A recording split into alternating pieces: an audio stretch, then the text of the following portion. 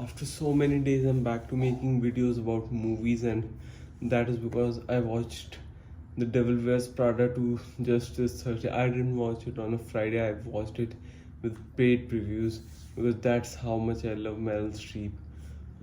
Even though she doesn't have that beauty like Michelle Pfeiffer, but she can act. But I'm also very disappointed with the statements that she gave to the press, that all the movies now have become the Marvel the all the movies now have become like Marvel, where there's a hero and a villain like Thanos and Tony Stark, and everybody has to be right or wrong. And she says that that wasn't the case before, and I agree that wasn't the case before. But in her own movie, Emily Blunt is presented as the villain in Devil Wears Prada 2, and Anne Hathaway is presented as the hero. Or Meryl Streep and Anne Hathaway both are presented as heroes. Carries around the whole movie, and the movie is dull. It isn't as good. Last 25 minutes are great, but overall there are no consequences. It is like Marty Supreme, Timothy Chalamet is doing anything he wants. There are no consequences. They are having sex in the park, and that's a consequence. That police recognizes Gwyneth Paltrow and takes her jewelry away, so they don't go to jail. But other than that, Timothy Chalamet is going to the countryside, and somebody's shooting at him, and they just, I think, I haven't I did watch whole Marty Supreme, but I did not like it. It wasn't a great film. And you can say that the meme that is going around right now is true, that Timothy Chalamet was a French thing that got Americanized. Call Me by Your Name was great, Dune was great, and other films. Beautiful Boy was great. Beautiful Boy was even better than Call Me by Your Name. Beautiful Boy is an underrated gem. You should watch it. Steve Carell is great in it. They get the office gal that Steve Carell loves in The Office is also there, being his wife. That was great to see a reunion like that. But the thing, let's get to the point. Meryl Streep is wrong. First of all, there will be no Marvel in 2 or 3 years, according to me. We have had enough of the Marvel. They had a great run and would have had a great run if they didn't IP'd it all. Like if they didn't make WandaVision, Daredevil, Punisher are okay, but She-Hulk, WandaVision, and that Iron Man show, they are just shit.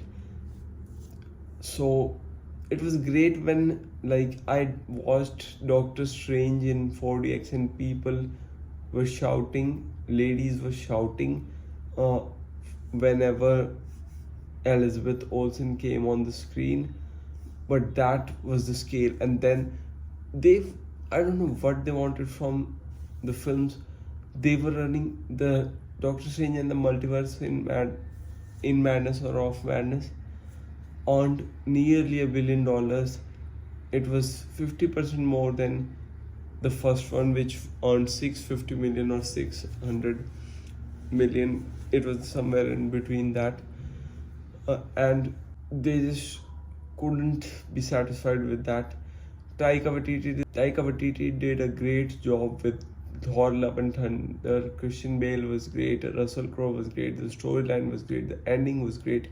That they were gonna fight with Thor, but Kang was great. Ant-Man 3 was average, but if Jonathan Major hadn't messed up, we would have got a Kang movie. And how far can you stretch Robert Downey Jr.? He's getting $100 million. That's all right, but how far? Like, Russo shouldn't get 40 million for a movie and 80 for both. That's Robert Downey Jr. money. Russos have done shit till now after Endgame. They should maximum get 20 million per movie. And the budget of Doomsday is going to be about $1 billion. They will never reach a break-even point, and that is how Marvel will be remembered. It, it will farewell in a shitty way. There will be no characters left. They had to bring all the characters back from the previous films so that they can get nostalgia. And let's come to the statement of, like, Emily Blunt was the villain in the Devil Wears Prada until last, when she calls Anne Hathaway out on a coffee, and we're like, okay, that's all right. It is just a no stakes game. Unlike, like, they wanted to make it like Succession. You can see it. BJ Novak wanted to sell their company. There are some spoilers right now, so if you haven't watched the movie, please don't listen to the spoilers. And if you wanna know the spoilers, please watch. So BJ Novak wanted to sell his company, and I don't remember the publication's name, but I don't remember the I remember the publication's name, but Emily Blunt is dating a billionaire, and Anne Hathaway goes behind Meryl Streep's back and wants Emily Blunt to buy the company through her husband, through her boyfriend.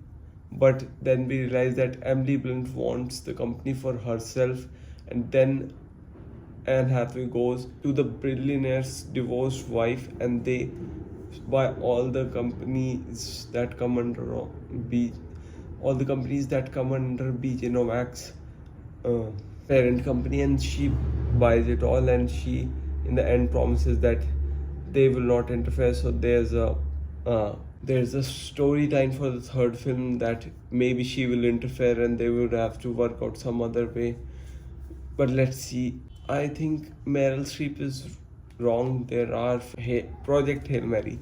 Like, there was no villain in the film, even though Ryan Gosling was sent to space to save the world without his will, but there weren't actual villains in the film. So there are films that there won't be villains in the villain or hero. It will be normal film. So I think in this point Meryl Streep is wrong. And let's come to the Devil Wears Prada. So the film was dull. It wasn't on par or equal, or it was a very low cash grab of the second film. The film made 10 million in preview in US. So let's do the math. 10, and next day we made doubles. 20 multiply 14 to 40. It will make around 480 according to me. The budget is 100, and advertisement. I think advertisement is a scam in Hollywood.